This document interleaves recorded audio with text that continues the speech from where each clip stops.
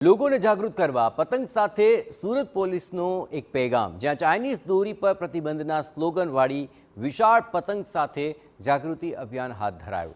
ઉત્તરાયણ પર્વ પર લોકોમાં જાગૃતિ વધે તે માટે લાલગેટ પોલીસ દ્વારા અનોખો પ્રયાસ કરાયો। આ પતંગ બજારમાં ટ્રાફિકના નિયમો અને પ્રતિબંધિત ચાઇનીઝ દોરી અને તુક્કલનો ઉપયોગ ન કરવા આ સંદેશવાળી પતંગ લગાવવામાં આવી, જેથી પતંગની ખરીદી સાથે લોકો નિયમો અંગે પણ જાગૃત બને। બીજી તરફ રાજ્યમાં સાયબર ફ્રોડ અને ડિજિટલ અરેસ્ટની ઘટનાઓ પણ દિન પ્રતિદિન વધી રહી છે, ત્યારે લોકોમાં આ અંગે જાગૃતતા આવે એ માટે સાયબર અવેરનેસની અને ડ્રગ્સના દૂષણને ડામવા માટે નો ડ્રગ્સ ઇન સુરત સિટીના લખાણવાળી પતંગ બનાવી અને સુરત પોલીસ વિતરિત કરશે। પોલીસના આ અભિગમથી લોકો આકર્ષિત પણ થઈ રહ્યા છે। સુરતી લોકો હર્ષોલ્લાસથી આ પર્વ ઉજવવા માટે એની ખરીદી કરવા અહીંયા આવતા હોય છે।